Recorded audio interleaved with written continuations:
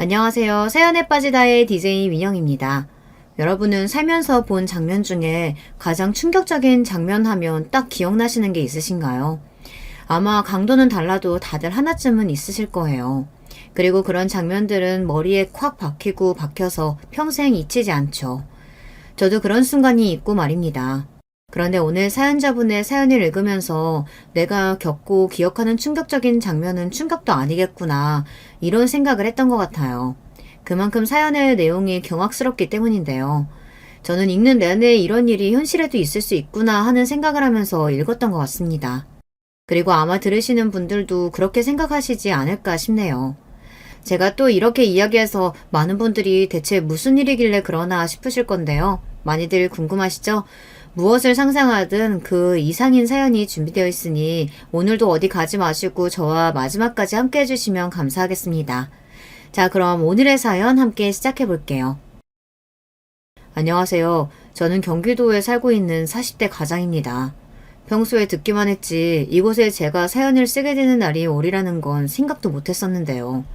저에게도 이런 날이 오기는 하네요. 오지 않았다면 더더욱 좋았을 날이겠지만 말이죠. 오늘은 제가 겪은 정말 충격적인 이야기를 한번 해볼까 합니다. 그러기 위해서는 우선 저희 아내의 이야기로 이 이야기를 시작해야 할 것 같네요. 저희 아내는 정말 순하고 착한 사람이었습니다. 제가 그런 모습에 반해서 몇 개월을 쫓아다니다가 연애를 하고 결혼을 했으니까요. 그리고 결혼하고 나서도 정말 나는 장가 하나는 잘 갔다 하는 생각을 하고 살았어요. 주위에서도 다들 그렇게 이야기했고 말이죠. 10년이 넘는 결혼 생활 동안 아내와 결혼한 것을 단 한순간도 후회한 적이 없었습니다. 아내는 정말 좋은 아내 그리고 엄마였으니까요. 그런 아내가 조금 달라졌다 느끼는 순간들이 있었어요. 사소한 일에도 부쩍 짜증을 많이 내기 시작한 게 바로 그 시작이었어요. 오늘 늦게 들어온다고 했잖아. 오늘 회식이 취소가 돼서. 근데 이게 이렇게 짜증낼 일이야? 그러면 미리 좀 얘기해주면 좀 좋아? 당신 늦는 줄 알고 밥도 안 하고 나는 저녁 약속까지 잡아놨는데. 나는 상관없어. 저녁 약속 가도 돼. 당신이 집에 있는데 내가 약속하면 마음이 편하겠냐고.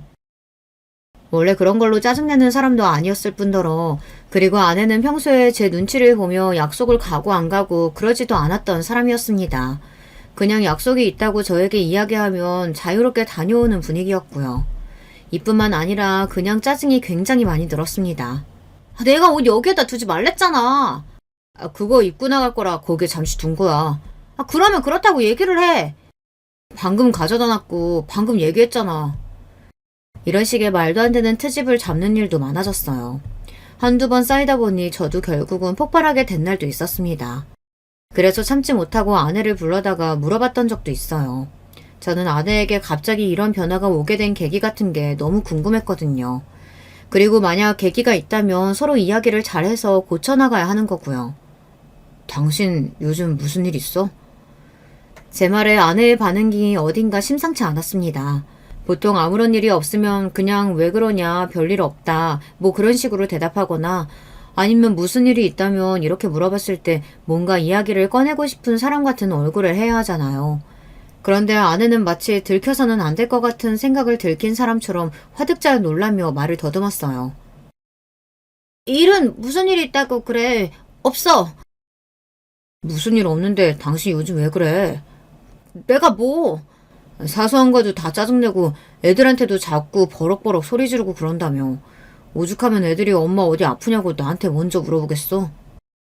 초등학생인 아이들이 엄마한테 무슨 일 있냐고 아프냐고 그런 말을 저에게 물어볼 정도였으면 사태가 조금 심각했다는 것을 여러분도 아실 수 있을 겁니다. 아내는 정말 누가 봐도 변했어요. 물론 아내는 그걸 인정하지 않으려고 했지만요. 아니야, 아무 일 없어. 똑같아. 그러니까 그런 거 물어보지 마. 안 물어보게 해야 할 거 아니야. 대체 왜 그러는 건데? 아무것도 아니니까 그냥 나한테 신경 쓰지 마. 내가 애들한테는 그런 말 안 나오게 이제 잘할 테니까. 됐지? 그러면 되는 거잖아. 그 말이 아니잖아. 저는 그쯤 되니 정말 답답하더라고요. 무슨 일이 있는 것 같긴 한데 절대 이야기는 안 해주고 아내의 짜증과 화는 점점 늘어만 가고 말이죠. 그래서 친구들에게 이 이야기를 했습니다. 친구들은 이렇게 이야기하더군요. 그거 우울증 아니야? 우울증? 어디서 들었는데 결혼하고 애들 좀 키우고 나서 안정됐을 때 오히려 그때 우울증이 많이 온다던데. 내 인생이 없는 것 같고 내 삶은 뭔가 싶고 그런 생각이 많이 든다고 하더라. 취미생활 같은 거 하면 조금 낫기는 한다던데. 그리고 네가 시간을 많이 내서 어디 같이 다니고 이런 것도 해봐. 나랑 같이 있는 거 싫어하던데. 말은 그렇게 해도 막상 계속 뭐 같이 하려고 하면 좋아질 거야. 그날 친구들의 말을 듣고 집에 가서 아내에게 조심스럽게 이야기를 꺼냈습니다. 혹시 이번 주나 다음 주 주말에 약속 있어? 굉장히 조심스럽게 꺼낸 말이었어요. 그즘 부쩍 짜증이 늘어있었던지라 뭔가 말을 꺼내기가 조심스러웠거든요. 그런데 아내는 이렇게 반응하더군요. 왜? 나는 주말에 약속 없는 사람이야? 맨날 집에서 당신이랑 애만 기다리는 사람이냐고. 사실 제가 아무리 아내를 사랑하고 좋게 생각하려고 노력한다고 해도 이렇게 사사건건 화를 내고 짜증을 내면 대체 어떤 대화를 할 수 있겠나요? 그리고 이게 같이 살자는 건지 말자는 건지 정말 하나도 모르겠더군요.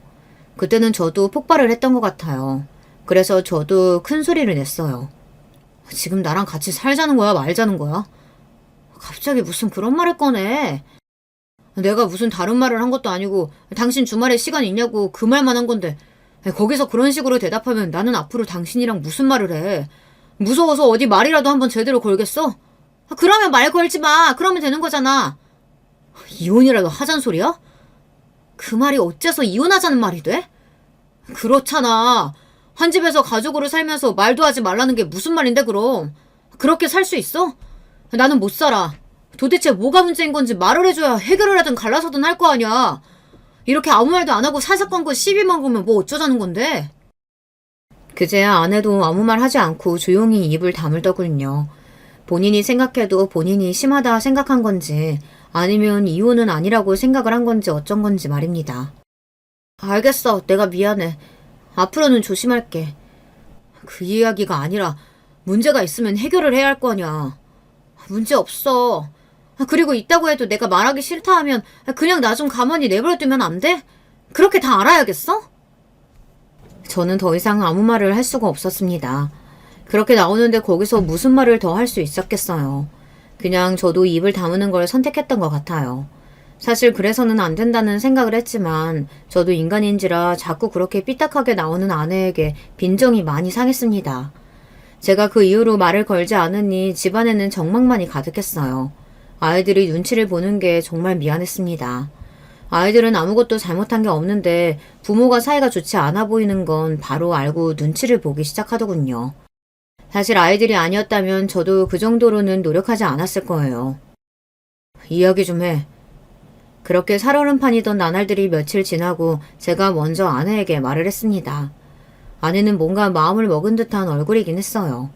나중에 들었는데 아내는 그날 제가 이혼을 이야기할 거라고 생각했다고 하더군요. 당신이 결정해. 나는 이대로는 더는 못 살아. 우리 눈치 보는 애들 때문이라도 나는 그건 안 돼. 그니까 나랑 살 거면 당신이 연기라도 해서 노력을 하든지 아니면 이혼을 해. 그게 차라리 나을 것 같으니까. 아내는 잠시 고민하더라고요. 저는 아내의 입에서 당연히 이혼하자는 말이 나올 줄 알았습니다. 그만큼 아내의 최근 행동들은 가족에게 정이 다 떨어지고 당장이라도 사라질 수 있는 사람처럼 굴었으니까요. 그래서 아이들이 더더욱 불안해했던 것도 있었고요. 내가 노력해볼게. 그 대답이 저는 더 의외였어요. 뒤도 안 돌아보고 이혼하자고 할 줄 알았는데 말입니다. 아마 아이들 때문일 거라고 생각했습니다. 그래도 애들 엄마고 아이들에 대한 정은 쉽게 뗄 수 없는 것이었으니까요. 정말 그래줬으면 좋겠어. 나는 애들이 불안해하는 거 더 이상은 못 봐. 알겠어. 노력할게. 그 이후로 아내는 조금씩 좋아지기는 했습니다. 갑자기 짜증을 내거나 화를 내는 일도 줄었고 아이들에게도 상냥하게 굴려고 노력했고 말이죠. 저와도 나름대로 대화를 잘했던 것 같아요. 물론 약간 살얼음 위를 걷는 것 같은 기분이기는 했습니다. 언제든 깨질 수 있는 느낌이 들기는 했으니까요. 사실 저는 그 뒤에 일어난 충격적인 일들보다도 그 시기가 가장 힘들었던 것 같아요. 그 뒤에 일어난 일들은 어쨌든 이유는 알았으니 기가 막히고 화가 나더라도 답답하지는 않았었는데 그 시기에는 아내가 왜 저러는 건지 이유를 하나도 몰랐으니 그저 답답해하는 것 말고는 할 수 있는 게 없었거든요. 그래서 더 힘들었던 것 같습니다. 주위에서는 다른 남자가 생긴 거 아니냐 하는 이야기도 했지만 아무리 생각해도 그건 아니었거든요. 일단 아내는 집을 비우는 시간이 적었습니다. 그리고 비우더라도 요 앞에 잠깐 나갔다 오는 수준으로 한두 시간이면 금방 들어오고 말이죠. 그리고 보통 바람이 나면 자신을 꾸미거나 외형적으로 신경을 쓰거나 그런 게 있잖아요. 그런 것도 전혀 없었고 말입니다. 무엇보다 바람이 나면 보통은 자신이 양심이 찔려서 배우자들에게 더 잘한다고들 하는데 아내는 짜증과 화만 늘어갔으니 그건 아닐 거라고 당시에는 확신했던 것 같아요. 가장 크게 의심한 게 바로 우울증이었는데 그건 제가 어떻게 할 수 있는 게 없었습니다. 병원에 가자고 한번 이야기를 해봤다가 자신을 지금 미친년 취급하는 거냐고 고래고래 소리를 지르며 거의 경기를 하길래 그 뒤로는 말도 못 꺼냈어요. 그렇게 살얼음판을 걷는 것 같은 나날들이 계속되던 어느 날이었습니다. 이게 뭐야? 뭐긴 뭐야, 제사상이지. 그걸 모르는 게 아니고 오늘 무슨 제사 있어? 갑자기 웬 제사야? 아니, 요즘 내 주위에 안 좋은 일들만 있는 것 같아서 어디 물어보니까 이렇게 조상님들 위해서 제사라도 지내고 나면 나아지겠다고들 하길래 한번 해보려고. 아내는 종교가 없기도 했지만 평소에 그런 미신을 믿는 사람이 전혀 아니었거든요. 그런데 갑자기 안 하던 행동을 하니까 이상하잖아요. 그리고 그런 미신적인 행동이 어딘가 무섭기도 하고 말이죠. 그래서 물었습니다. 누가 그래? 어? 아니, 제사 지내는 거 한번 해보라고 누가 그러더냐고. 당신이 말하면 다 알아? 몰라도 얘기해봐, 누군지. 그냥 내 친구가 그랬어. 고등학교 친구. 제가 알기로는 아내가 연락하고 지내는 고등학교 친구가 없었거든요. 다들 사회에서 만난 친구들과 결혼을 하고 나서 만난 친구들이었지 말입니다. 거기서 더 물어도 아내는 대답을 해주지 않을 것 같아서 더 이상 묻지 않기로 했어요. 하지만 정말 많이 이상하기는 했던 것 같아요. 그래서 이번에도 주위에 물어봤습니다. 그거 약간 그런 거 아니야? 사이비 종교 같은 거. 그런데 그런 거 믿으면 돈 같은 거 가져다 바치고 그러지 않나? 그런데 그런 건 전혀 없는데 내가 다 확인해봤어. 아, 그러면 뭐지? 어디서 누구한테 홀린 거 아니고서야 갑자기 사람이 그렇게 바뀌고 그런 행동을 할 수가 없는데. 야, 너 집에 가서 한번 잘 찾아봐. 뭘? 야, 어디 이상한 부적이나 그런 거 숨겨놨을 수도 있잖아. 내가 얼마 전에 텔레비전에서 봤는데 이상한 종교 같은 거에 빠지면 정말 답도 없더라. 초장에 잡아야 한다니까. 친구들의 말을 듣고 온 집안을 뒤져봤지만 그런 건 나오지 않았습니다. 그런데 문득 이런 생각이 들더라고요. 순간적으로 스쳐 지나간 생각이었습니다. 어디 아픈 거 아니야? 라는 생각 말입니다. 몸이 안 좋아서 우울증도 오고 그러다 어딘가 억울한 심정이 들어서 막 뜬금없이 화도 나고 그럴 수 있겠다는 생각이 들더라고요. 게다가 아내가 안 좋은 일을 없애야 한다고 제사까지 지냈다는 거, 그걸 생각하니 더더욱 그럴 수도 있겠다는 생각이 들었습니다.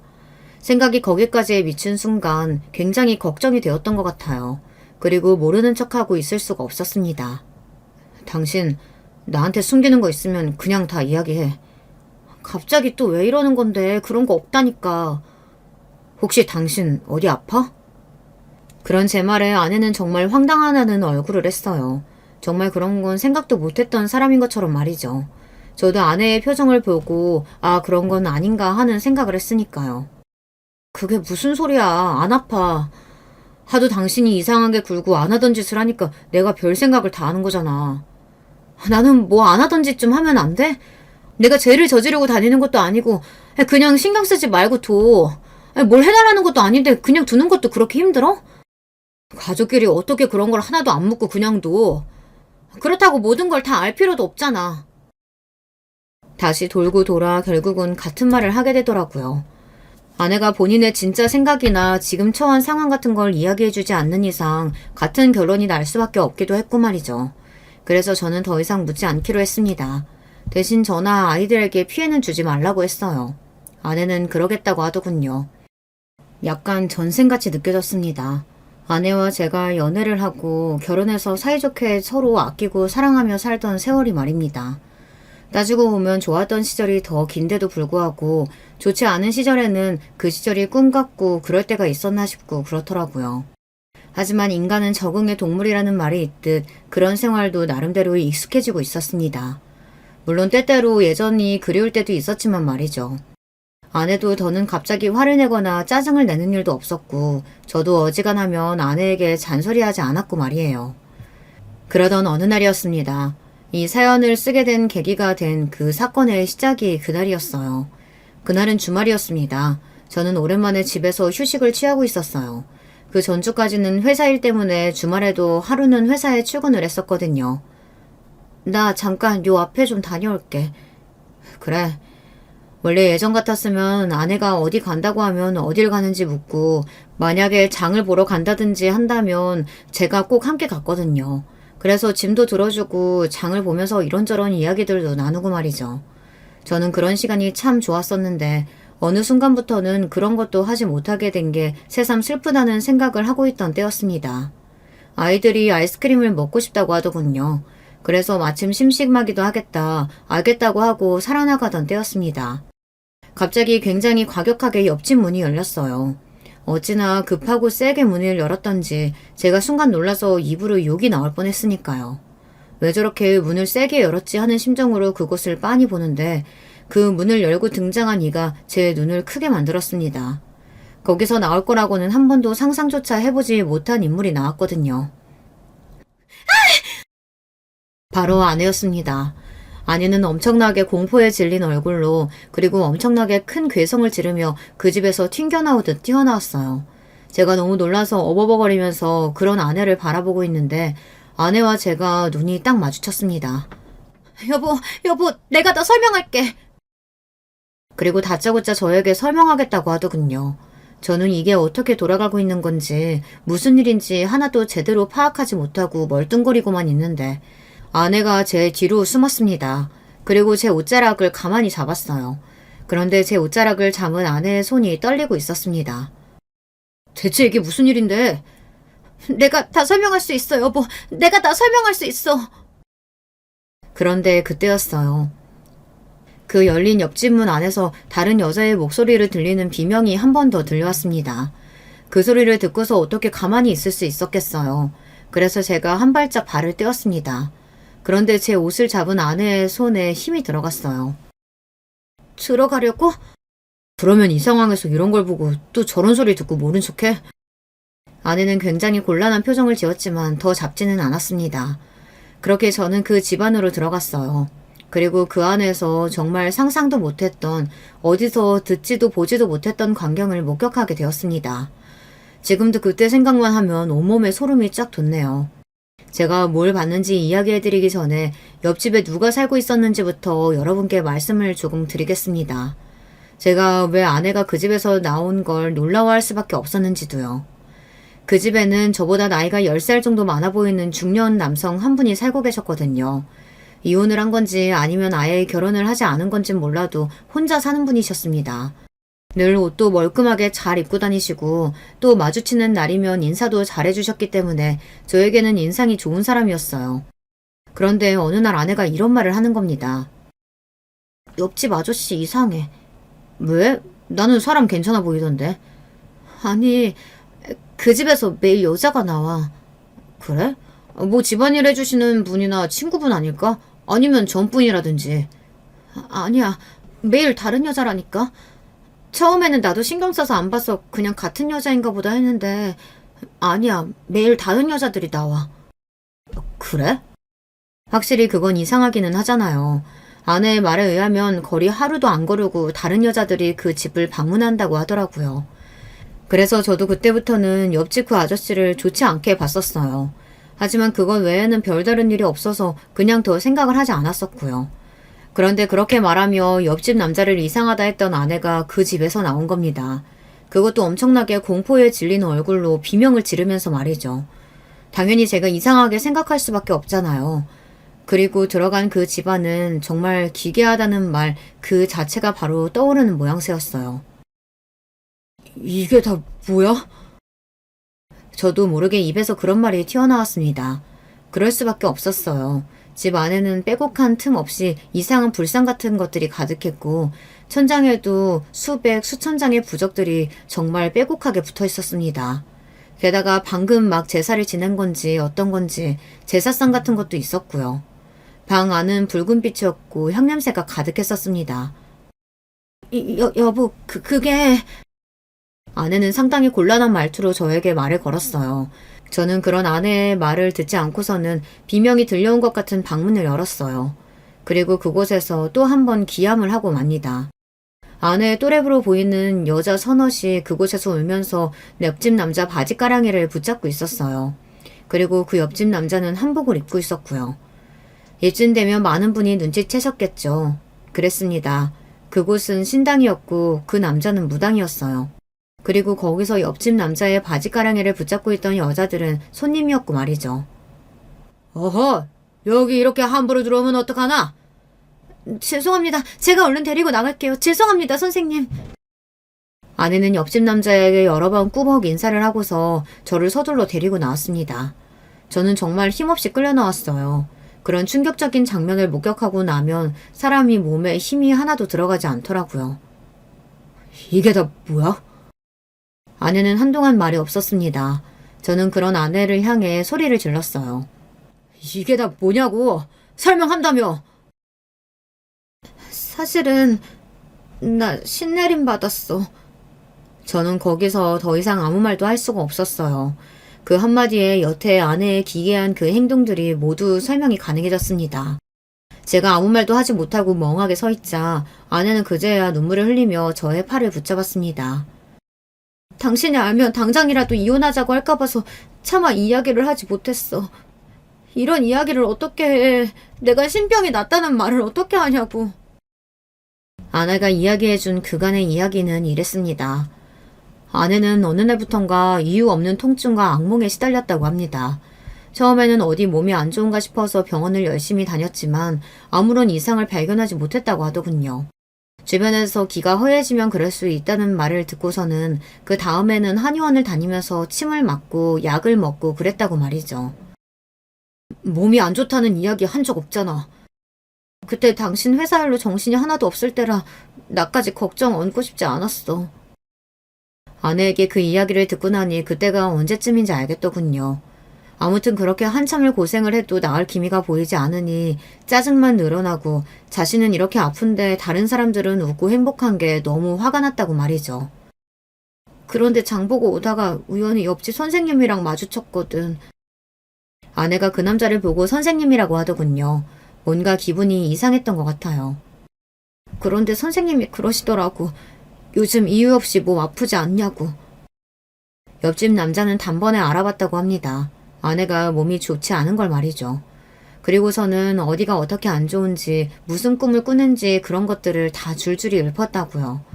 당시 아내는 너무 오래 지속된 이유 없는 아픔으로 굉장히 지쳐 있었던 상태라 그 말에 홀라당 넘어갈 수밖에 없었던 것 같아요. 신병이라고 하더라. 그 이야기를 듣는데 정말 하늘이 무너지는 줄 알았어.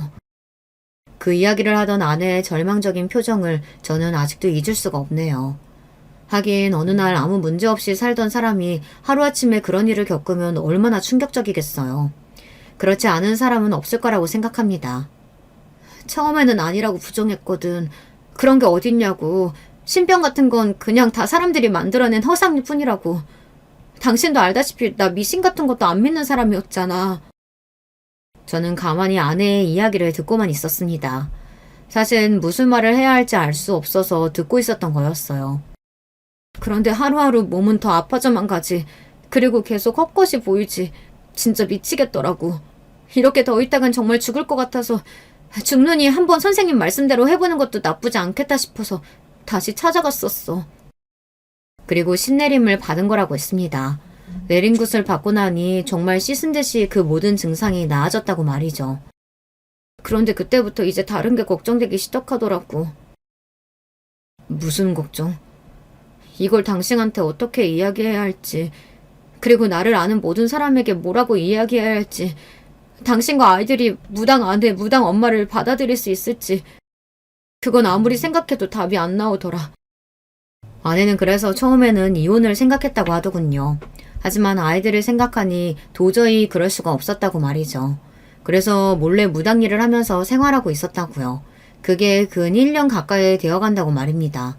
참 저도 둔하긴 한가 봐요. 1년 동안 아내가 그런 것도 모르고 있었던 걸 보면 말이죠.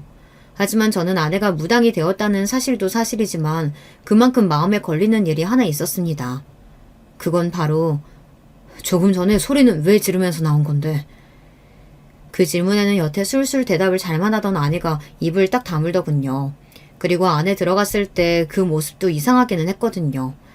뭐 기도하러 오고 구슬하러 올 수 있다곤 쳐도 손님으로 온 사람들이 옆집 남자의 바지가랑이를 붙잡고 울고불고 하는 건 아무래도 이상한다는 생각이 들었어요. 오늘 구슬하러 오신 분이 사연이 좀 복잡하거든. 또 당신은 몰라도 해결이 힘든 일을 해결하러 오신 분인데 그 과정에서 굿이 조금 격해져서 그래. 나도 이상한 걸 봐서 소리 지르고 나온 거고.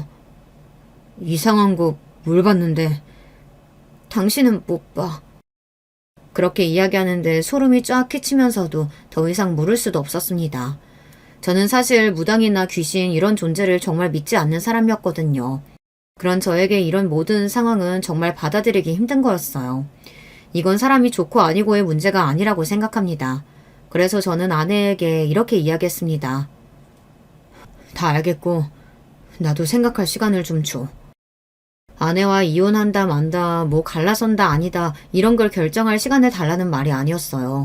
단지 이 모든 상황에 대해 차분히 생각할 시간이 필요했습니다.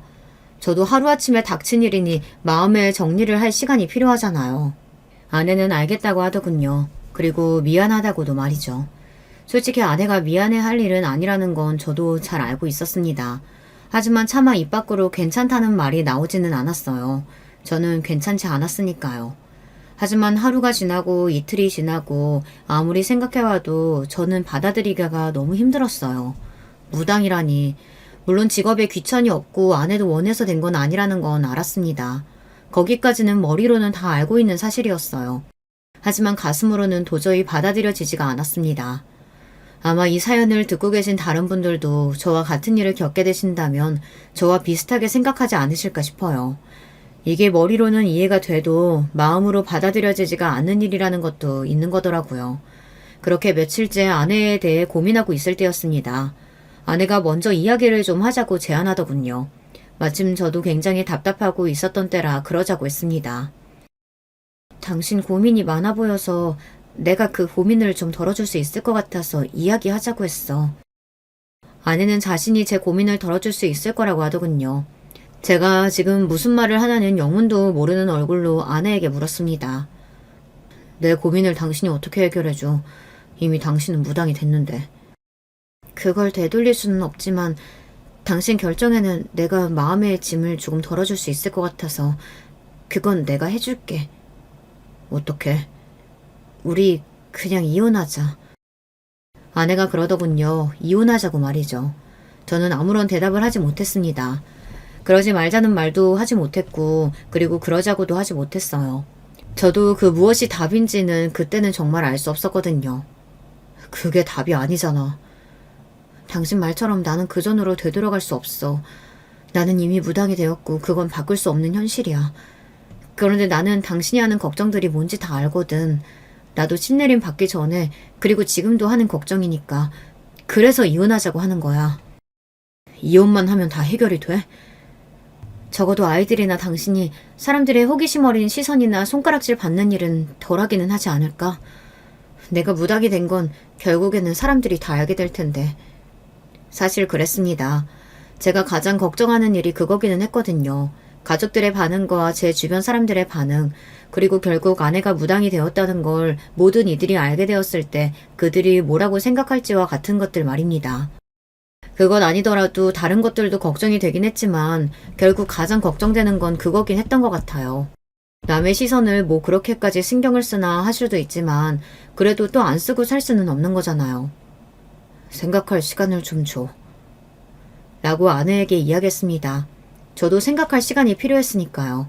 사실 그때 저는 이혼을 하고 싶지는 않았던 것 같아요. 아내와 함께 오면서 싸운 정과 그리고 행복했던 기억들도 많은데 게다가 그런 이유로 이혼하기에는 저는 아내를 많이 아끼고 좋아했습니다.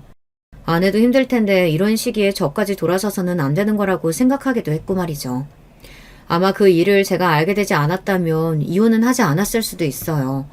그 일을 보게 된 건 아내와 그 이야기를 나누고 며칠이 지나지 않은 늦은 밤이었습니다. 그 시기에 저는 잠도 제대로 자지 못했거든요. 당연하죠.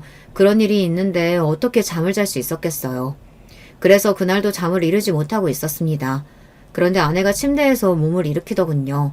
처음에는 화장실을 가나보다 생각했습니다. 그런데 일어나는 폼이 이상하더라고요. 저를 살폈습니다. 제가 깨어난 건지 아닌지 말이죠. 그 순간 이건 내가 따라가 봐야겠다 하는 생각을 했던 것 같아요. 그래서 아내가 나가기를 기다렸다 조용히 현관문에 길을 가져다 댔어요. 아니나 다를까 옆집으로 가는 것 같더라고요. 이 시간에? 사실 이상하잖아요. 손님을 받을 시간도 아닌데 이 시간에 왜 옆집을 가느냔 말이죠. 잠시 고민하다가 따라갔습니다. 사실 옆집 문이 잠겨 있으면 제가 따라 나가봐야 아무 소용이 없기는 했지만 그래도 나가봤어요. 그런데 문이 열려 있었습니다. 아내가 급하게 들어간 건지 어떤 건지 아주 작은 틈이 보였어요. 그래서 살짝 당겨봤는데 열리더라고요. 저는 열린 문고리를 가만히 잡고 숨을 몰아쉬었어요. 뭔가 마음의 준비를 해야 할 것 같은 기분이 들었거든요. 눈을 감고 심호흡을 하다 안으로 천천히 들어섰습니다. 그 집안은 다시 봐도 정말 귀괴한 모양을 하고 있었어요. 제가 점을 보러 신당에 가본 적은 없었지만 그래도 그런 모습은 아닐 것 같다는 걸 알 수 있었어요. 그리고 향냄새, 그것도 아마 오랫동안 잊지 못할 것 같아요. 저희 옆집이었으니까 집 구조를 대충 알잖아요. 그래서 어두워도 어디가 어디인지 대충 알기는 하겠더라고요. 촛불이 희미하게나마 켜져 있기도 했고 말이죠. 그런데 틈새로 희미한 빛이 보이는 방이 있었습니다. 일단은 그 앞에 섰어요. 그리고 한번 마음의 준비를 다시 했습니다. 정말 머릿속으로 굉장히 많은 생각을 했던 것 같아요. 그 문을 열고 싶기도 했고 또 열고 싶지 않기도 했던 것 같아요. 하지만 거기까지 간 이상 그 문을 여는 것 말고는 다른 선택을 할 수가 없었습니다. 그래서 심호흡을 하고서는 문고리를 돌렸어요. 그런데 그때 제가 눈을 감았거든요. 아마 보기 싫은 마음에 그랬던 것 같습니다. 여보. 그리고 아내가 저를 부르는 소리에 감았던 눈을 떴어요.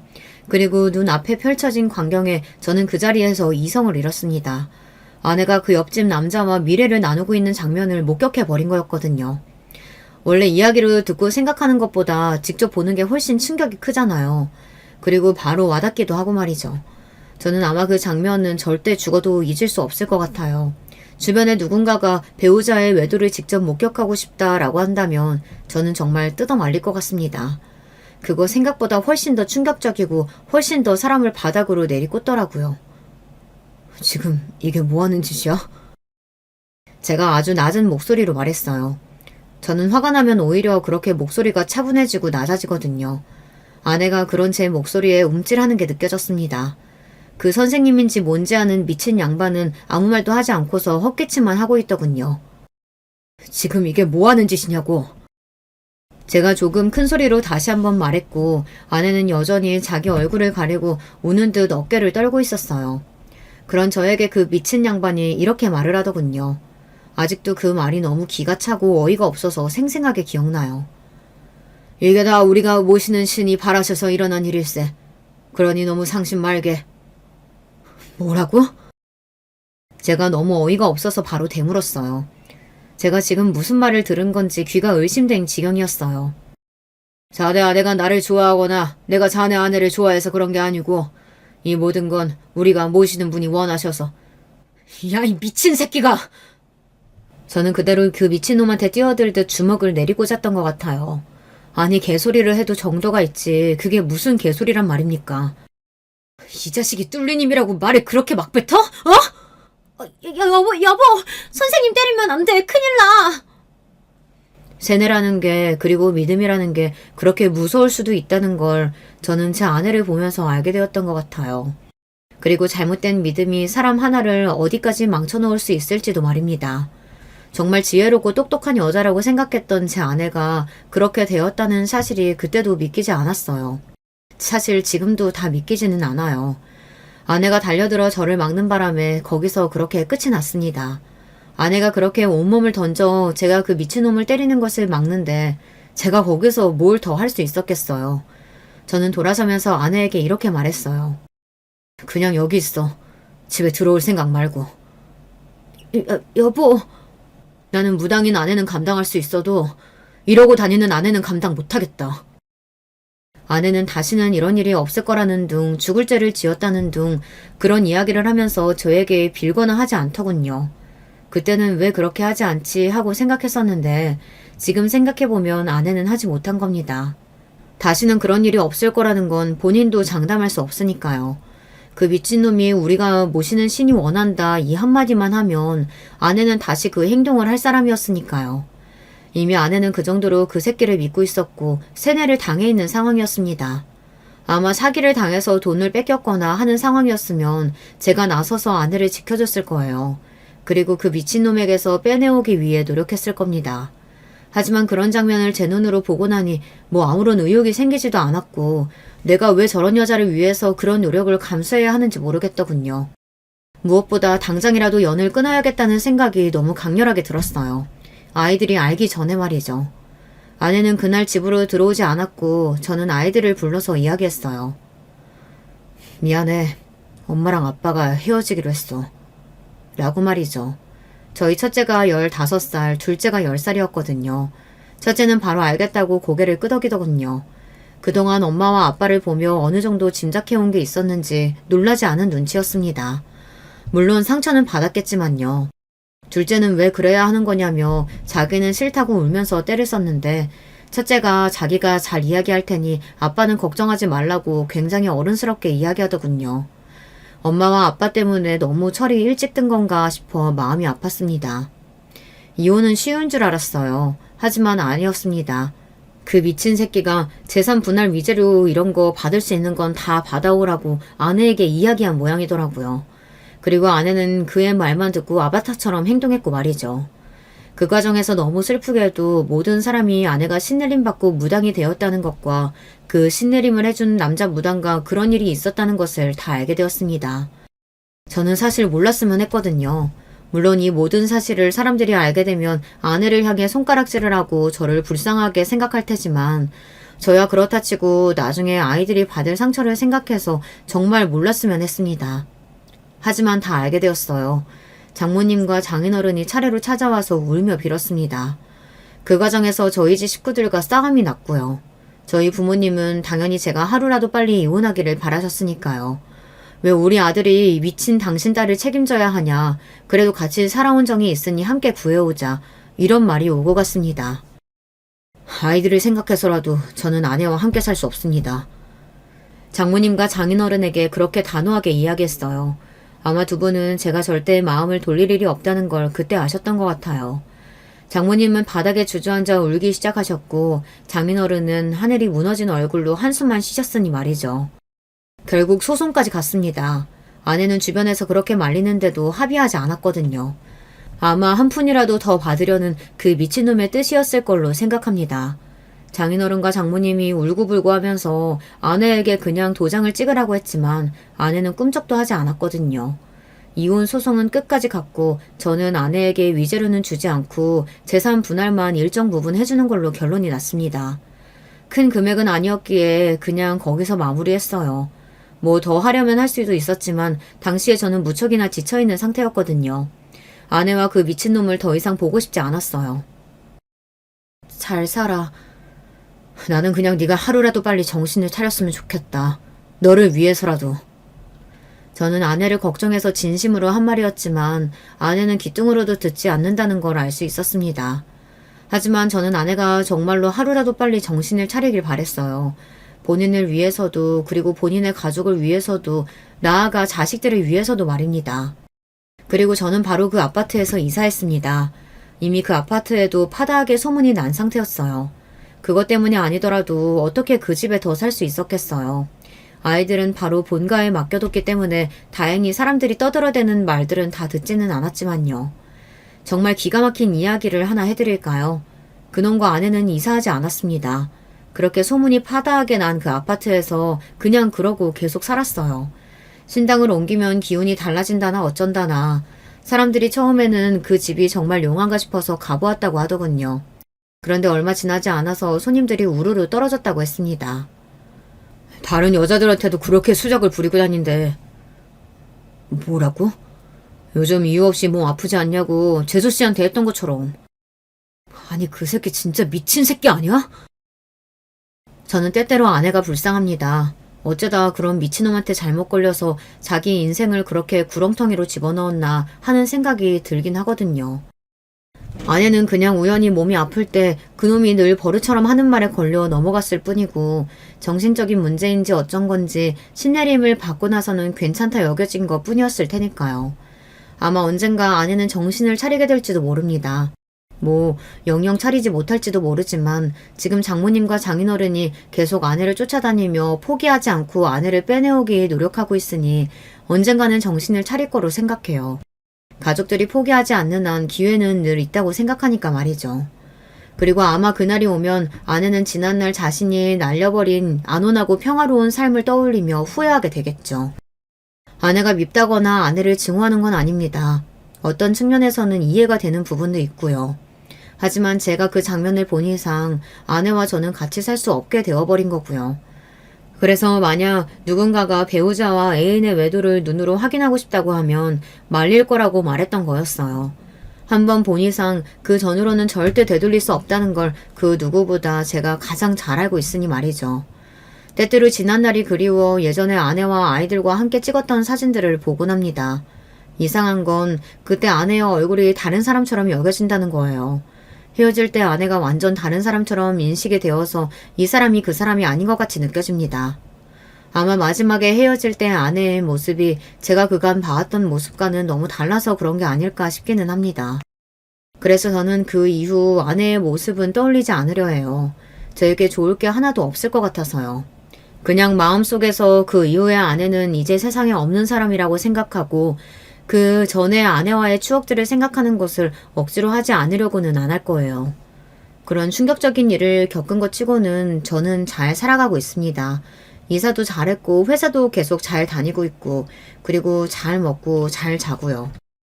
주말에는 아이들과 시간을 보내기도 하면서 말이죠. 둘째는 아직도 엄마를 찾아서 마음이 아프기는 하지만요. 이렇게 하루 이틀 그날 열심히 살다 보면 언젠가 정말 괜찮아지는 날이 오지 않을까요? 아직은 떠올리면 상처가 되는 일이라 꺼내보기 힘들지만 말입니다. 시간이 약이라는 말만 믿고 요즘은 하루하루에 최선을 다하고 있어요. 주변에서 사람으로 받은 상처는 사람으로 치유하라고 자꾸 사람을 소개해주겠다고들 하는데 저는 아직은 조금 힘들 것 같아서 다 거절하고 있기는 해요. 그건 시간이 조금 지나야 할 것 같거든요.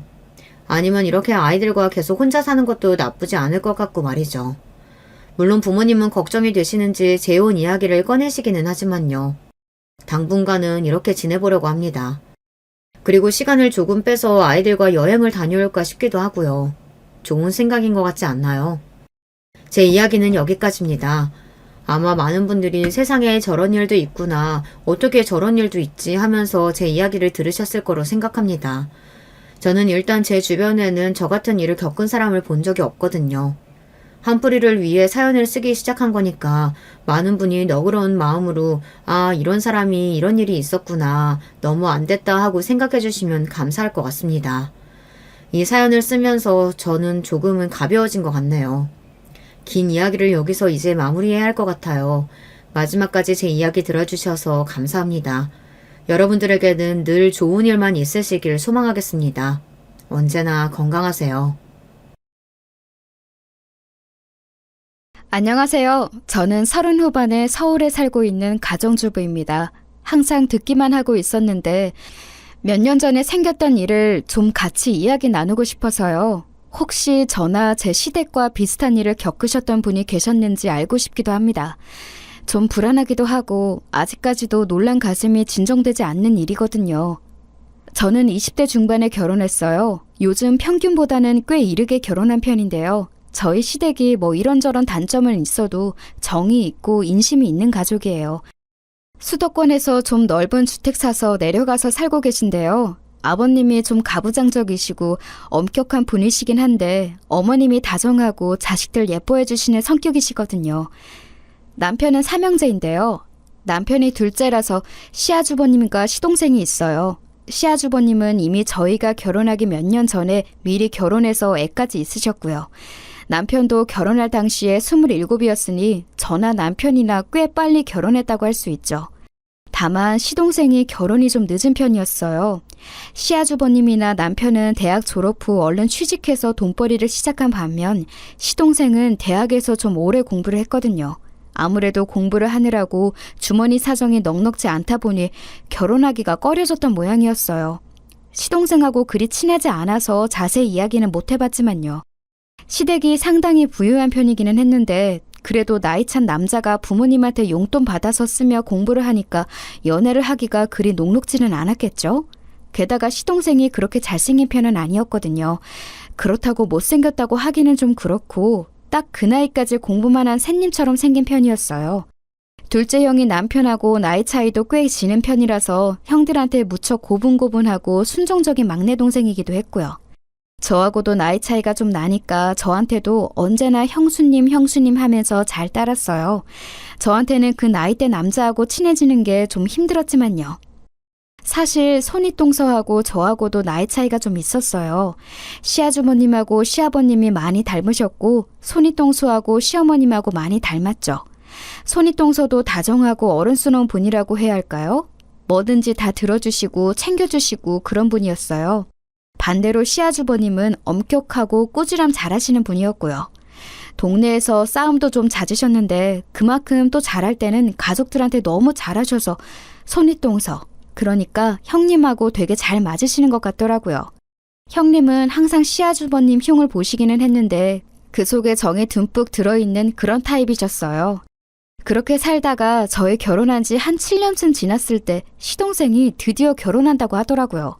그동안 연애하는지도 몰랐는데 어떻게 갑자기 결혼을 한다고 하나 솔직히 놀랐었어요. 제가 시동생 결혼할 여자가 있다는 소식을 남편한테 들었었는데 남편도 놀랐다면서 웃더라고요. 나도 몰랐어. 걔가 연애를 하고 있었을 줄이야. 난 진짜로 도련님이 못소린 줄 알았어. 아니, 물론 뭐 그렇게 공부도 많이 하고 사지 멀쩡한 사람이지만 그래도 되게 순진하시잖아. 그렇지. 나도 당연히 그렇다고 생각했는데 이번에 여자를 마음에 드는 사람을 만났나 봐. 그리고 걔도 이제 취업했으니 좀 여유가 생겼겠지. 물론 당시 도련님이 막 취업을 했던 시기라서 결혼할 여자를 데려온다는 것 자체는 이상할 게 없었어요. 하지만 도련님을 아는 저로서는 진짜 신기하더라고요. 솔직히 정말 쑥맥에 연애 쪽으로는 아예 아는 것이 1도 없는 그야말로 못쏠 그 자체인 청년이었거든요. 제가 당시 33이었는데 그 정도로 순진한 남자를 본 적이 없을 정도였어요. 그래서 제가 좀 걱정이 되기는 했었거든요. 사실 저렇게 순진하고 공부만 한 청년을 누가 데려가나 싶기도 했고요. 시댁이 좀 형편이 넉넉한 편인지라 혹시 그걸 노리고 들어오는 며느리가 있으면 괜히 가정에 분란이 생길까봐 걱정이 되었어요. 솔직히 저희 시댁 식구들이 뭐 단점은 다들 있긴 했어도 기본적으로 서로 존중 잘해주고 말이 통하는 사람들이었거든요. 사이도 단란하고 아주 좋았어요. 그래서 그 소식을 들은 주말에 남편하고 같이 시댁으로 내려갔어요. 뭐 내려간다고 해봐야 경기도라서 잠깐 차 타고 가면 금방이었지만 아무튼 전원주택 사서 살고 계셨으니까요. 저는 시부모님하고 같이 식사를 하면서 은근슬쩍 집안을 둘러보았는데 보통 주말에는 집에서 반려견하고 같이 놀던 도련님이 안 계시더라고요.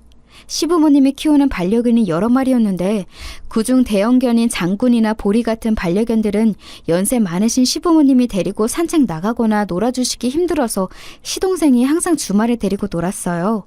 그게 거의 저희 결혼한 이후로 빠짐없이 볼 수 있는 광경이었는데 그날은 아예 도련님이 안 계시더라고요. 저 도련님 어디 가셨어요? 그러게나 말이다. 항상 주말에는 집에 있더니만. 시어머니가 혀를 차시더니 말씀하셨어요. 사실 몇 달 전부터 너희들 집에 돌아가고 나면 밤에 꼭 나가더구나. 내 생각에 아마 여자 만나러 나갔던 것 같은데 오늘은 이제 낮부터 나가 있네. 아휴, 걔 순진해서 괜히 뒤통수나 맞는 거 아닌지 모르겠다. 그렇잖아도 그거 궁금했어요, 어머님. 도련님 결혼할 여자 있다고 하셨다면서요. 혹시 어떤 여자인지 아세요? 너무 호기심을 가지고 질문했나 싶기는 했지만 솔직히 궁금한 건 궁금한 거잖아요. 게다가 앞으로 저희 가족 생활에 영향을 미칠 수도 있는 사람이고요. 시어머니는 어깨를 으쓱하셨어요.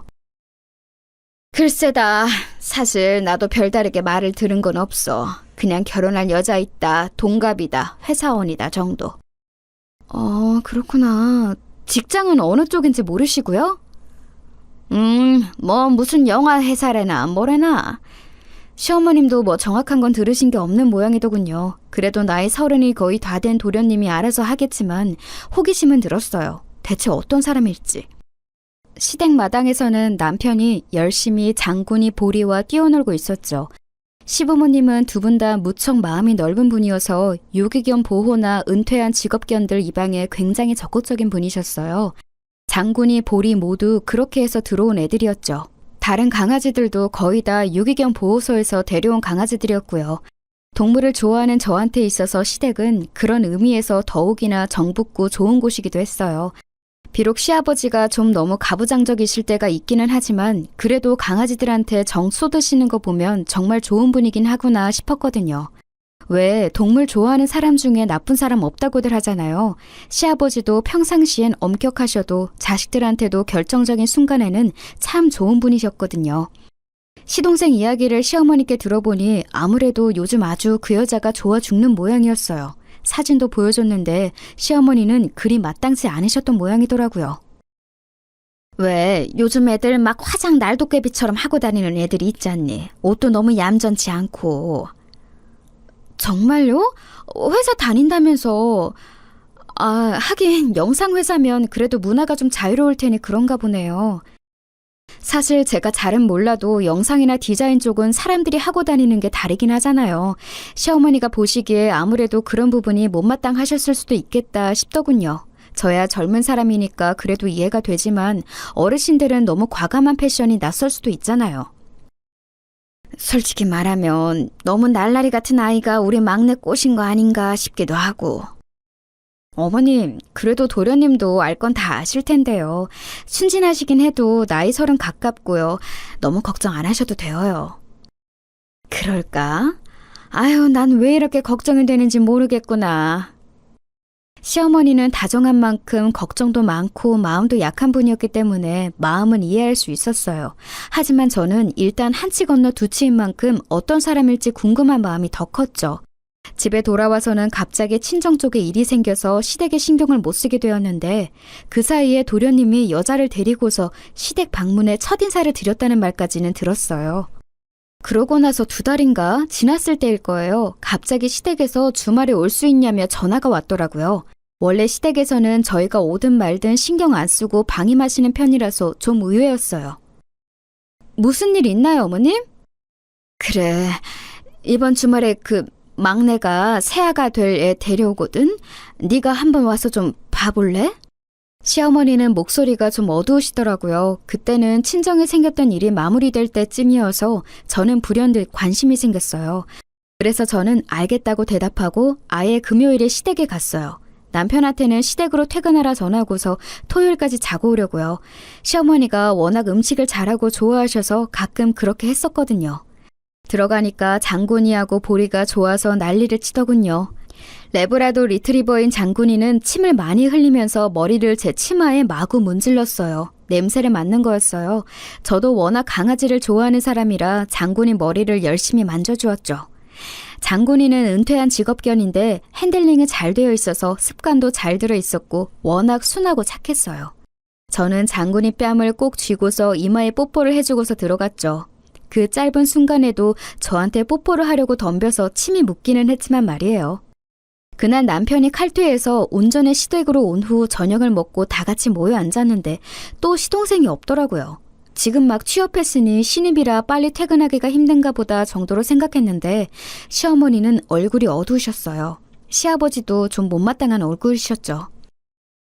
그놈의 새끼, 이제 여자 생겼다고 아주 밤늦게 마음대로 다니고 말이야. 아휴, 그러게 말이에요. 아휴, 아버님, 어머님, 도련님 나이가 몇인데요. 늦게 좀 다닐 수 있죠. 당당한 사회인인데요. 이 정도 시간이면 내가 말을 안 한다. 아예 외박하고 들어오는 일이 너무 잦으니 이거야 원. 그 말씀에는 저도 좀 놀랐어요. 아니, 뭐 늦게 다니는 것 정도야 얼마든지 사회인이면 할 수 있는 일이지만 부모님과 같이 사는 청년이 외박이 잦은 건 좀 이상하잖아요. 게다가 도련님은 여태까지 제가 보아왔을 때 절대로 그렇게 사는 타입인 사람이 아니었어요. 아무래도 새 며느리로 들어올 동서가 좀 잘 노는 타입이라서 어울리다 보니 그렇게 되는 것 같다는 생각이 들더라고요. 남편도 고개를 갸웃거렸어요. 저도 그냥 통화하면서 재수 씨 이야기 들었거든요. 뭐 돈도 많이 모은 사람이고 착실하고 예쁘고 그렇다고 칭찬이 늘어지던데. 뭘 벌써 재수 씨라고 불러? 아직이잖니. 하지마, 어머니 벌써 재수 씨 얼굴도 몇 번 보신 거잖아요. 몇 번은 아니야. 이번에 보면 3번째다. 시어머니는 한숨을 쉬셨어요. 아무래도 못마땅하신 것 같았죠. 시아버지도 역시도 한숨을 쉬셨어요. 에휴, 어쨌거나 내일은 우리 강아지들이 고생 좀 하겠구나. 쥐들 집안에만 있어야 할 테니. 집에 손님이 오시면 바깥에 있는 강아지들을 전부 우리에 넣어놓고 있었거든요. 어쨌든 유기견 출신의 아이들도 있어서 아무래도 예민할 때도 있기 때문에 낯선 사람이 올 때는 어쩔 수 없었어요. 사고가 날 수도 있기 때문에. 오래전이기는 했지만 제가 시집을 올 때도 시댁에는 강아지가 되게 많았는데 제가 강아지를 무척 좋아하는데도 친해질 때 시간을 한참 두었거든요. 은퇴한 직업견들의 유기견 출신들이라 위험할 수 있다고 시아버지가 만류하셔서요. 새로 동서가 온다면 그렇게 강아지들과 친해지는데 또 한 세월이 걸리게 뻔했죠. 저희가 밥을 먹는 동안 시아주머님과 형님도 오셔서 같이 합류했고 오랜만에 즐겁게 모여서 가족들의 식사를 했어요. 그런데 그날도 밤 늦게까지 오지 않는 시동생이 좀 신경 쓰이기는 하더라고요. 그리고 다음날 아침이 되어 일어났는데도 시동생은 들어오지 않은 상태였어요. 시어머니는 잔뜩 화가 나 있었죠. 얘는 문자 하나 달랑 넣어놓고서 아예 들어오지를 않았구나. 어머님, 너무 화내지 마세요. 뭐 그 나이 된 남자들이야 알아서 하는 거죠. 여자도 아니고. 아무리 그래도 그렇지. 어떻게 부모랑 같이 살면서 사정 설명도 안 할 수가 있니? 문자는 정말 간단하게 늦어요 한마디만 적혀 있더라고요. 그것도 새벽 3시쯤 들어와 있는 것이라 시어머니가 화나실만 했죠. 오늘 어차피 도련님하고 동서들 아가씨하고 집에 오는 거 아니에요? 몇 시쯤 오기로 되어 있어요? 점심때 와서 식사 한 끼 같이 하기로 했다. 어떻게 바로 다음날 얼굴 볼 거면서 이렇게 외박을 하고 들어와 그래? 시어머니는 원래 아주 다정다감한 분이지만 시아버지와 오랜 세월 같이 사시다 보니 원래도 보수적인 면이 크게 있으시기도 했어요. 게다가 근심 걱정도 많은 분이셨고요. 그래도 저는 그냥 이해하고 시어머니 마음을 누그러뜨리려고 옆에서 열심히 수다 떨면서 형님하고 같이 애교를 부렸죠. 그리고 도련님과 동서들 아가씨가 온다고 했다는 12시가 가까워 왔어요. 딱 12시가 되었는데 그전까지는 아무런 연락도 없고 문자 한 통도 넣지 않더라니 시간이 넘었는데도 연락이 안 되더라고요. 새 동서 본다고 시아버주머님과 형님, 저와 저희 남편까지 와서 멀뚱히 기다리고 있는데 정작 도련님과 예비 동서가 오질 않자 시아버지가 화가 많이 나셨어요. 시아버지는 도련님한테 전화를 계속했지만 연결이 되질 않았죠. 시어머니는 화가 나기보다는 걱정이 더 커지셨는지 안절부절 못하셨고요. 그런데 12시를 한참 넘긴 1시쯤 전화 연결이 되었어요. 너 이 녀석 지금 어디 있는 게냐? 아버지 죄송해요. 지금 거의 다 왔어요. 바로 앞이에요. 그 말에 마당 밖을 보니 정말로 도련님 차가 들어오고 있더라고요. 시동생은 당황한 얼굴로 차에서 허겁지겁 내려서 집으로 들어왔죠. 시동생 옆에 타고 있던 아가씨도 그 뒤를 따라서 들어왔어요. 아가씨는 시동생과 동갑이라고 했는데 나이보다 무척 어려 보이더라고요. 뭔가 표정이 순진해 보였는데 솔직히 말하면 순진하다 못해 좀 생각이 없어 보였다고 해야 할까요? 뭔가 알 수 없이 세상 물 좀 모르는 혹은 좀 뭘 모르는 것 같은 맹해 보이는 느낌의 아가씨였어요. 들어와서 가족들과 대면하고서는 처음에 눈을 어디다 둬야 하는지도 잘 모르는 것처럼 자꾸 시선을 피하고 손을 꼼지락거리더라고요. 그래, 왔냐? 네, 아버지 늦어서 죄송해요. 형수님 죄송해요. 아니다, 뭐 무사히 왔으면 됐지. 재수씨 오셨군요. 네. 예비동서는 말끝을 느리면서 몸을 꼬았어요. 좀 이상해 보이더라고요. 애교가 많은 타입인가 싶고 눈을 자꾸 피하는 거 보니 부끄러워서 그런가 싶기도 했고요. 그래서 저는 도리어 명량하게 인사를 했어요. 반가워요, 동서. 이쪽은 우리 형님이고 난 둘째. 앞으로 잘 지내봐요. 네. 예비동서는 제가 내민 손을 망설이다가 맞잡더군요. 근데 손끝이 묘하게 차갑고 자세히 보니까 안색도 안 좋아 보였어요. 혹시 예비동서가 몸이 안 좋아서 늦어진 건가 싶더군요.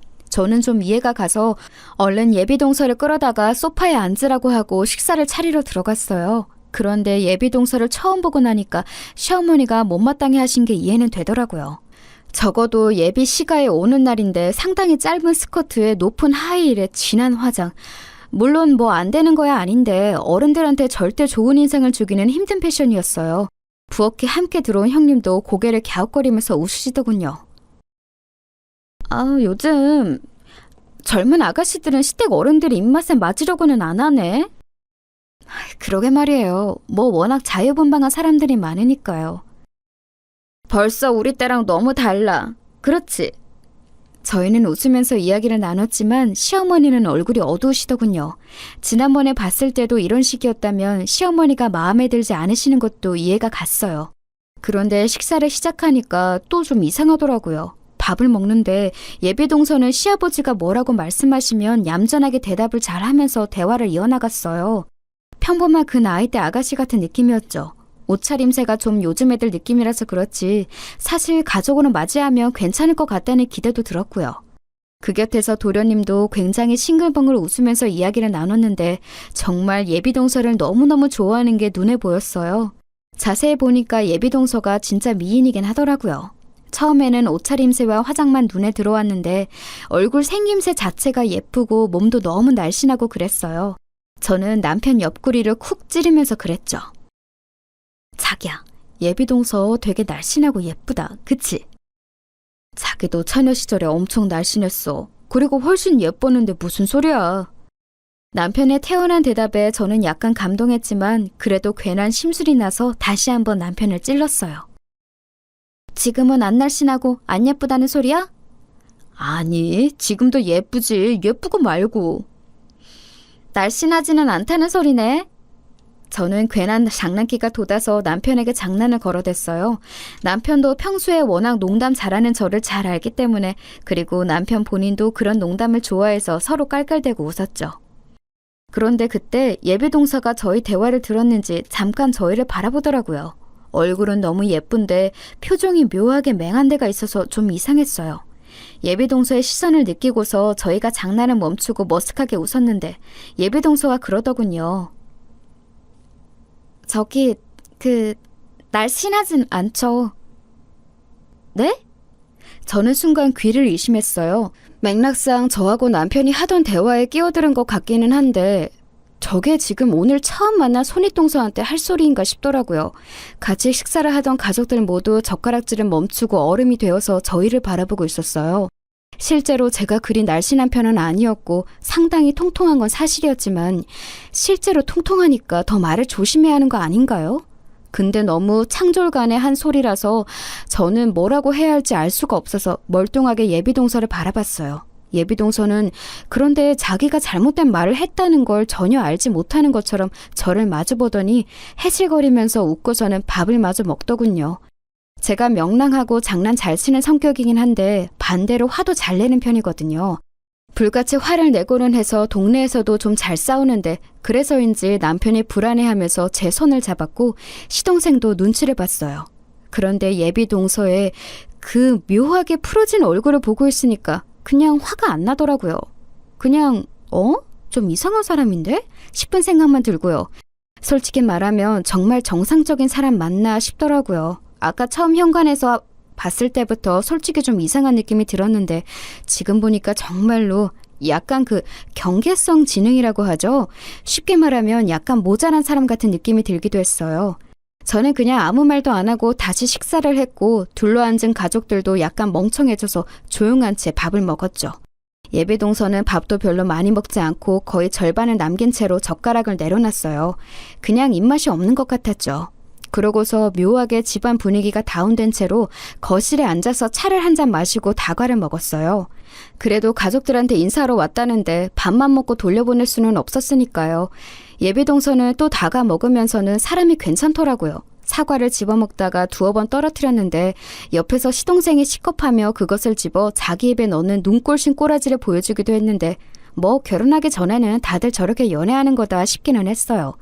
도리어 시동생이 그렇게 예비동서를 좋아하는 모습을 보니까 차라리 안심이 되더라고요. 혹시 진짜 약간 모자란 사람이어도 저렇게 지극정성이면 돌봐가면서 잘 살겠지 싶어서요. 그렇다고 뭐 평균에서 아주 많이 다른 사람도 아닌 것 같긴 했으니까요. 시댁 식구들 분위기가 다 이상한 상태에서 어찌어찌 만남이 끝났어요. 시동생은 예비동서를 바래다주고 온다며 나갔고 저희는 미묘한 표정으로 모여 앉았죠. 좀 이상하지 않아요? 그렇지? 그래서 너희들더러 한번 봐달라고 한 거다. 약간 모자란 것 같아요. 그런데 그렇다고 아주 이상한 건 아니고 정상 범주이긴 한 것 같은데. 다들 느낀 건 똑같은지 가족들은 한숨을 쉬었어요. 저야 한 치 건너 두 치니까 시동생이 그렇게 좋아하면 어떻게든 데리고 살 거라고 속편한 생각을 하는 거지. 사실 시부모님 입장에서는 그렇지 않을 거 아니에요? 어두운 두 분 표정을 10분 이해할 수 있었죠. 너무 부정적으로 보지는 마시고요. 어차피 지금 도련님 예비동서 너무 좋아해서 결혼 당연히 할 것 같은데 괜히 사이만 나빠질지 몰라요. 그래도 결혼 전까지 자주 모여서 얼굴 보고 익숙해질 필요는 있을 것 같고요. 그래, 그건 그렇다. 다 큰 자식, 지 결혼 지가 알아서 해야 하는 거지. 우리가 끼어들 일은 아니지. 시아버지는 가부장적이셨지만 이런 부분에 있어서는 또 굉장히 트인 분이셨죠. 결혼이야 너희 자식들이 알아서 하는 거라면서 말을 얹지 않으셨어요. 도리어 시어머니가 무척 걱정스러운 표정이셨지만 어쩔 수 없다면서 어깨를 늘어뜨리셨죠. 저도 뭔가 예비동서가 좀 찝찝하기는 했는데 그렇다고 저렇게 열정적으로 좋아하는 도련님 결혼 반대해봤자 저만 나쁜 사람 되는 거니까요. 쓸모도 없는 일에 힘을 쏟을 필요는 없었죠. 그리고 바로 2주 뒤에 다시 한번 연락이 왔어요. 예비동서가 이번 주말에도 시댁에 놀러 온다는 소식이었죠. 그래도 한 식구가 될 건데 어쨌든 친해지고 어색함이 없어져야 한다고 생각했기 때문에 저는 얼른 그 주 주말에 시댁으로 향했어요. 어차피 시댁에 가면 저는 상 차리는 것 정도만 돕고 나머지 일은 시어머니가 다 해주셔서 공짜로 밥 먹는 기분이라서 좋았거든요. 예비동서는 그날 저보다 먼저 와 있더군요. 이번에는 그래도 제법 얌전한 차림새로 화장도 훨씬 옅었어요. 저는 예비동서의 손을 잡고서 반갑게 인사했죠. 그런데 그날도 예비동서 손이 너무너무 찬 거예요. 그냥 사람 손 찬 정도가 아니라 아예 얼음장처럼 찬 손 있죠. 저는 놀라서 예비동서의 손을 쥐고서 막 문질러줬어요. 아니 동서, 손이 왜 이렇게 차요? 따뜻한 차라도 좀 줄까? 어머나, 몸이 안 좋으니? 그럼 말을 하지 그랬어. 너 부엌에 있지 말고 나가 쉬어라. 아니에요. 저도 할 수 있어요. 예비동서가 배시시 웃으면서 손을 뒤로 숨겼어요. 저는 그래도 몸 안 좋은 게 분명한 사람을 부엌에서 일을 하게 둘 수는 없더라고요. 어차피 예비동서가 할 수 있는 일은 수저놓고 반찬 꺼내는 정도라서 시어머니도 도리어 걸리적거리실 테니 나가는 게 나았어요. 결국 시어머니가 저한테 예비동서 데리고 나가서 좀 시간 보내라고 말씀하셔서 저는 동서를 데리고 나왔죠. 마침 마당에서 시아버지가 정원 손질하시고 계시더라고요. 전원주택이라서 마당 가꾸는 게 필수라 사람을 불러다가 하기는 하지만 그래도 시아버지가 거의 항상 손을 대고 계셨어요. 워낙 부지런한 양반이라 하루에 적어도 5시간은 나가서 시간을 보내시는 것 같았죠. 게다가 개들도 있었고요. 저는 그래도 심심하게 집안에 있느니 밖에 나가서 정원 구경도 하고 반려견들 구경도 하자며 예비동서를 데리고 나갔어요. 시아버지가 화단 앞에 쪼그려 앉아서 뭔가를 뽑고 계시다가 고개를 돌리면서 웃으셨죠. 아, 우리 며느리들 나왔구나. 네, 아버님. 동서 정원 둘러보게 하고 강아지들 소개도 시켜주려고요. 아하, 그렇지. 우리 강아지들 이제 익숙해져야지. 예, 셋째야. 너 강아지 좋아하니? 시아버지의 물음에 예비동서는 배시시 웃으면서 고개를 끄덕였어요. 가까이서 보니까 그저 순하고 약간 맹한 사람일 뿐이라는 생각도 들더군요. 시아버지도 예비동서가 강아지를 좋아한다고 하니까 기쁘신지 얼른 자리에서 일어나셨어요. 그래, 내가 너 우리 애들 소개시켜주마. 좀 여럿이고 큰 놈도 있으니 놀라지 마라. 시아버지는 저희 둘을 데리고 집 뒤쪽에 있는 견사로 가셨어요. 넓은 뒷마당 쪽으로 우리를 지어놔서 그냥 들어올 때는 사실 보이지가 않았죠. 개 짖는 소리가 들렸지만요. 예비동서도 이렇게까지 큰 견사가 있고 게다가 개가 이렇게 많을 거라고는 예상하지 못했는지 조금 놀란 눈치였어요. 엄청 크고 많네요. 그래, 내 새끼들이다. 앞으로 친하게 지내려. 하지만 좀 예민한 애들도 있으니까 오늘 당장 만져보는 건 아니고. 그러면서 시아버지는 예비동서를 견사 울타리 바짝 가까이로 데려가서 하나씩 이름을 부르면서 개들을 소개해 주었어요. 워낙 자식처럼 아끼며 기르는 개들이니 당연했죠. 저 역시도 너무 좋아하는 강아지들이었고요. 사실 낯선 사람이 오면 개들은 짖게 마련이잖아요. 예비동서를 처음 본 개들은 너나 할 것 없이 열심히 짖어댔지만 시아버지가 엄하게 조용이라고 하자 조금씩 안정을 찾아갔어요. 그런데 딱 한 마리 레브라도 리트리버인 장군이만 유독 엄청나게 짖어댔죠. 원래 장군이가 대형견들 중에서 제일 조용한 강아지라서 이상했어요. 오죽하면 낯선 사람이 와도 몇 번 짖고서 엎드려 자는 버릇이 있어서 집을 못 지킨다고 시아버지한테 구박을 받던 개인데 말이에요. 그런데 장군이는 아예 우리 바깥 가까이로 와서 딱 예비동서 앞에 앉아서는 목이 터져라 짖더군요. 예비동서도 당황했는지 뒤로 주춤거리며 물러서면서 고개를 갸웃거렸죠. 얘 왜 이래요? 그러게 말이다. 장군이 얘가 원래 안 이러는데 왜 이러지? 쉿! 조용히! 장군! 조용히! 저도 옆에 서서 장군이한테 조용히 하라고 쉿하고 명령했지만 아무 소용이 없더군요. 예비 동서는 개를 좋아했지만 워낙 대형견인 장군이가 마구 짖어대니 무서웠는지 주춤주춤 뒤로 물러섰어요. 시아버지도 결국 장군이를 진정시키는 것을 포기하고 저희를 데리고 앞마당으로 나가셨죠. 아휴, 이상한 일이구나. 원래 장군이가 저 중에 제일 얌전하거든. 맨날 소형견들한테도 쫓겨다니면서 구박받는 앤데. 그러게 말이에요. 동서, 오해하지 말아요. 원래 그런 강아지 아니거든요. 네. 죄 없는 초면에 예비동서한테 그렇게 짖어대다니 저는 괜히 제가 미안해져서 연신 변명을 했어요. 반면 시아버지는 뭔가 마음에 걸리는 것이 있으신지 눈을 찌푸린 채로 고개를 갸웃거리셨죠. 예비동서는 조금 놀란 눈치였다가 다시 그의 맹한 표정으로 돌아갔고요. 그날 시아버지는 식사를 하면서 예비동서가 놀랐겠다면서 시어머니에게 말씀하셨어요. 시어머니 역시도 놀라서 장군이가 그런 애가 아니라고, 우리 반려견들 중에 예민한 애는 있어도 장군이는 아니라면서 변명을 해주셨죠. 예비동서는 개의치 않는 얼굴로 배실배실 웃고 있었어요. 그런데 그 와중에도 약간 이상해 보이는 예비동서의 행동은 계속되었죠. 왜 식사를 하고 나면 할 줄 아는 게 없더라도 같이 도와서 상을 치워야 하잖아요? 그런데 동서는 아무 말 없이 옆에 서 있더라고요. 저는 아직 어려서 잘 모르나 싶어서 동서한테 슬쩍 이거 설거지통에 갖다 넣어요 하고 귀띔을 했는데 그랬더니 또 말한 대로 잘 그릇들을 설거지통에 가져갔어요.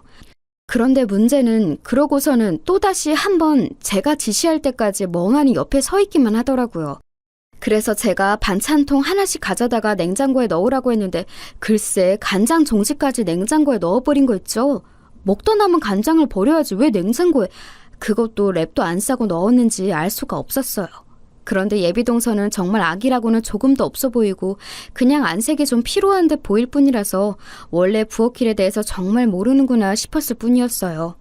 그리고 솔직히 말하면 약간은 모자란 사람이구나 싶기도 했고요. 거실에 나가서도 예비동서는 자리에 앉지 않고 유령처럼 거실을 이곳저곳 걸어다니더라고요. 눈치챈 시동생이 얼른 가서 동서를 데려다가 소파에 앉혀주었는데 묘하게 정신이 빠진 듯한 그 느낌이 이상했어요. 뭐 저한테 날씬하지 않다고 했던 거나 제대로 일 안 하는 거나 생각하면 그냥 버릇이 없는 요즘 여자애라고 볼 수도 있었지만 이상할 정도로 뭔가 마음에 걸리더라고요. 시아버지도 뭔가 생각에 잠긴 듯한 눈으로 예비동서를 주시하는 듯한 눈치였어요. 시아버지가 꽤나 깐깐한 양반이라 아무래도 신경에 거슬리면 곤란할 텐데 싶어서 저도 좀 신경이 쓰이더라고요. 반면에 시동생은 예비동서한테 푹 빠져서 그 얼굴만 보느라고 아예 가족들한테는 눈길도 주지 않고 있었고요. 시아주머님하고 형님은 이미 예비동서가 못마땅하셔서 혀를 차셨고 남편도 좀 이상하다면서 고개를 갸웃거렸고요. 그나마 제가 가장 예비동서한테 호의적인 느낌이었어요.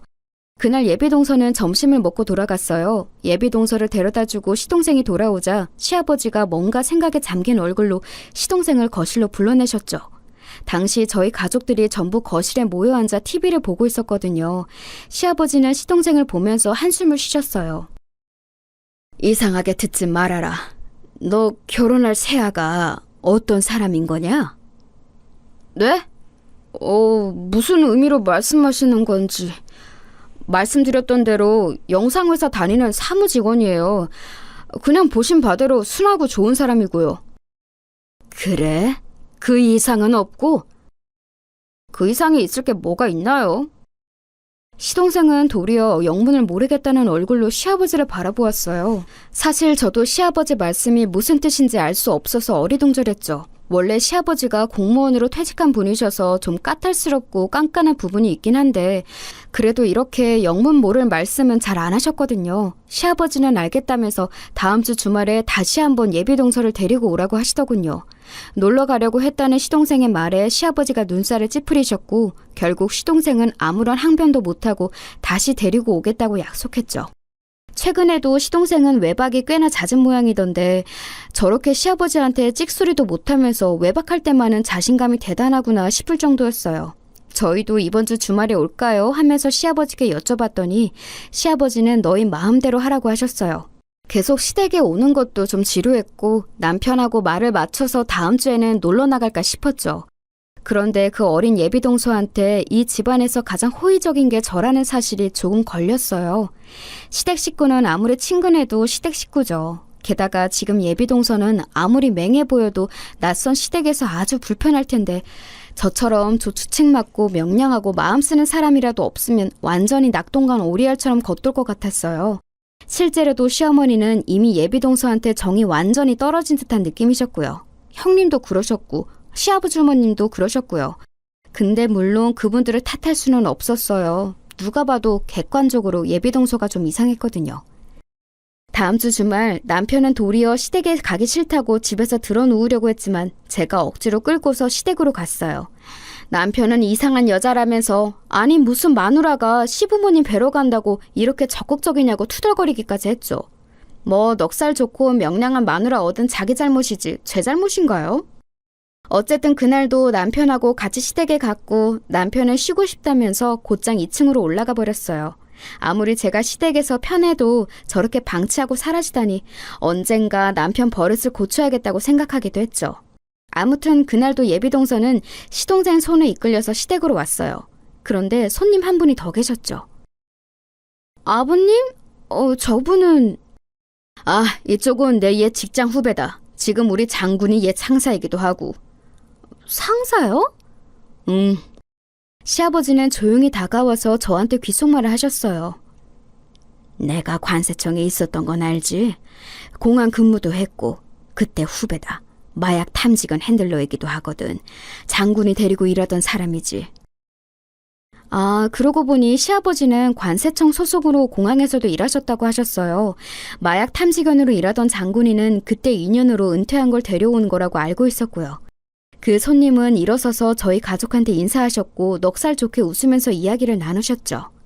왜 가족끼리 모이는 날에 손님을 초대하셨을까 의문이 들었지만 시아버지 후배분 역시도 상당히 성격이 좋으셔서 저와 시어머니는 신나게 수다를 떨었어요.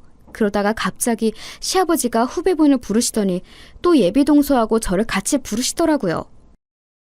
얘들아, 너의 일에 좀 와보렴. 네 하고 대답하고서 예비동서를 데리고서 저는 시아버지가 부르시는 대로 따라갔어요. 시아버지는 후배분과 이야기를 조용조용하게 나누시면서 마당으로 나가 뒤쪽으로 가셨죠. 집 뒤쪽에 펼쳐진 견사를 보고서 후배분이 웃으시더라고요. 야, 장군아, 오랜만이다 너. 장군이가 후배분을 발견하더니 아주 꼬리가 떨어져라 프로펠러처럼 돌려대면서 헥헥대더군요.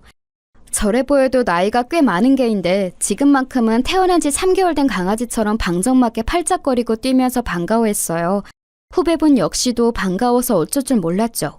견사문을 열어서 안으로 들어가 후배분은 장군이를 끌어안고 마구 쓰다듬어 주었어요.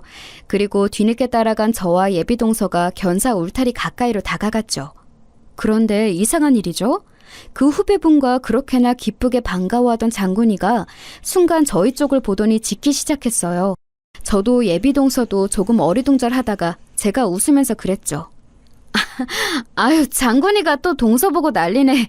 좋아서 저러나 봐. 그럴까요?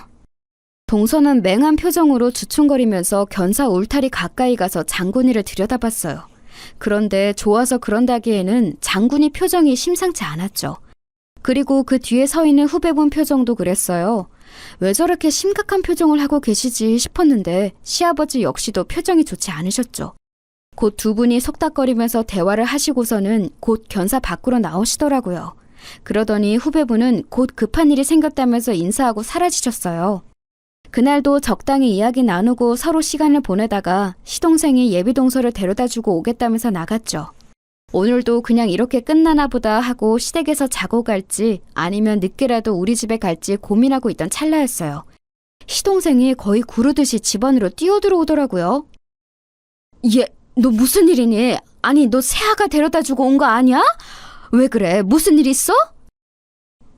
어머니 큰일 났어요. 갑자기 경찰이 걔네 집 앞에서 체포한다고. 뭐? 무슨 소리야? 알아듣게 말해. 마약했대요. 걔가 마약 신고가 들어왔다고. 시동생은 숨을 헐떡거리면서 외쳤고 저희 가족들은 전부 다 너무 놀라서 벙쩍였어요. 아니, 갑자기 마약이라니? 이게 대체 무슨 소리인가 싶어서 저와 남편은 서로 손을 꼭 잡았죠. 멀쩡하던 사람이 갑자기 마약으로 체포라뇨. 시어머니는 거의 쇼크로 기절하실 것 같은 표정이었고 남편과 시아주버님이 얼른 시어머니를 붙들어서 소파에 앉혀드렸어요. 얼굴이 창백해진 시어머니 손을 잡고서 시아버지가 한숨을 푹 쉬셨죠. 의외로 시아버지는 전혀 안 놀라신 것처럼 안색이 평온했어요. 마치 이럴 줄 아셨다는 듯한 얼굴이셨죠.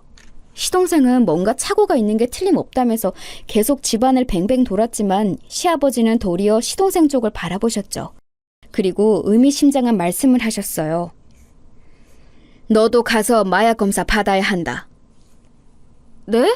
아버지, 그게 무슨 말씀이세요? 제가 마약을 했다고 생각하시는 거예요? 너도 모르게 투약이 되었을 수 있어. 경찰에 가라. 시동생은 영문을 모르겠다는 얼굴로 시아버지를 바라봤어요. 시어머니도 거의 곧장 숨이 넘어가실 듯한 표정으로 시아버지께 매달리셨죠. 그게 무슨 말씀이에요, 여보? 시아버지는 한숨을 푹 쉬셨어요. 원래도 근심 걱정 많은 시어머니가 거의 기절할 것처럼 떠시자 시아버지는 진정하라면서 시어머니의 손을 쥐고 토닥이셨어요. 그러고 나서 시아버지가 조용히 해주신 말씀은 상상 이상이었죠. 원래 시아버지는 공항에서 근무하면서 마약 투약한 사람을 접한 적이 몇 번 있다고 하셨어요. 처음에 예비동서가 집에 방문했을 때 그리고 몇 번은 그리 이상하게 여기지 않았지만 어딘가 초점이 나가고 묘하게 정신줄을 놓은 듯한 모습에서 뭔가가 떠올랐다고 하시더라고요. 횡성수설하고 상황에 맞게 말을 하지도 못하는 등의 상황이 너무 이상했다고도 하시고요. 하지만 역시 결정적이었던 건 장군이가 예비동서를 향해 짖었던 것 때문이었다고 했어요. 장군이는 평상시에 무척 순했고 게다가 어린 시절부터 핸들로부터 교육을 철저히 받았기 때문에 짖는 경우는 아주 한정되어 있었죠. 평생 받은 교육이 은퇴해서 집으로 왔다고 해서 한순간에 사라지지는 않아요. 게다가 저희 시댁은 상당히 평화로웠기 때문에 짖을 일이 없었고 장군이의 원래 습관이 사라질 만한 일도 별로 없었죠. 그런데 예비동서가 견사 앞에 다가온 날 장군이가 정확하게 마약 탐지견 시절의 습관대로 예비동서 앞에서 짖었다는 거였어요. 마약 탐지견은 마약이 있는 곳을 발견하며 그 앞에 가서 짖으며 알려준다고 하더라고요. 예비동서의 몸에서 마약 냄새를 맡았다는 건데 마약을 투약해서 그 냄새가 났던 것인지 아니면 마약을 그때도 몸에 지니고 있었던 건지는 잘 모르겠어요. 그리고 시아버지는 예비동서가 정말 마약 관련자인지 확인하기 위해서 한 번 더 현직에 있는 후배분을 불러 함께 의논했던 거였고요. 그 일련의 일들이 너무 놀라워서 소름이 돋을 지경이었어요. 바로 곁에서 같이 수다 떨고 있었으면서도 저는 조금도 눈치를 못 챘거든요. 그냥 기껏해야 예비동서 될 사람이 좀 모자라구나, 말을 잘 못하는구나 정도만 알고 있었죠. 후배분은 바로 장군이가 짖는 모습을 보고 확신하고서 저희 시댁에서 나가는 길에 경찰에 신고를 했던 겁니다. 이미 예비동서의 주소를 건네받아 알고 있던 후배분이 경찰에 모두 이야기를 했고 경찰은 그 앞에서 기다리고 있다가 체포한 거였고요. 시동생은 그 이야기를 전부 듣더니 얼굴이 정말 잿빛이 되더라고요. 솔직히 시동생은 정말 가여웠죠. 모쏠로 이제야 취직해서 예쁜 여친과 결혼하나 싶었는데 일이 이렇게 되다니 말이에요. 누가 마약 관련자인지 알고 사귀었을까요? 저렇게 순진한 사람이니 아예 상상도 못했을 텐데 말이에요.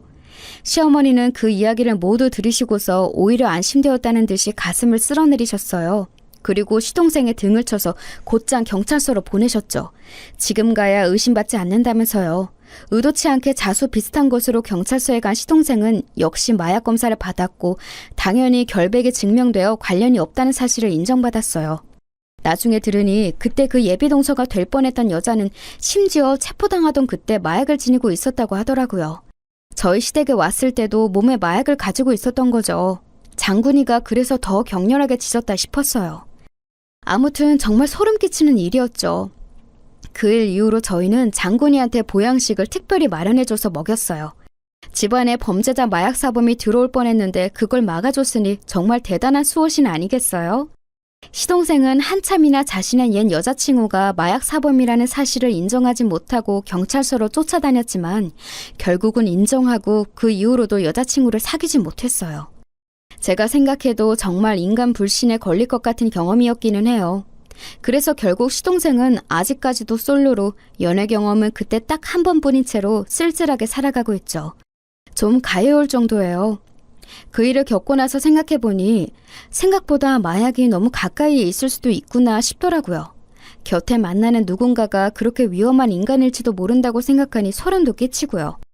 그래도 저희 집안에는 가족이 되기 전에 잡혔으니 다행이지만 다른 어떤 곳에서 또 숨어 있을지 모르는 일이잖아요. 다들 조심하고 혹시라도 이상한 사람이 있으면 조심도 하셔야 할 것 같아요. 제가 겪었던 이상한 이야기는 여기까지입니다. 모두들 주변 사람도 조심하자고요.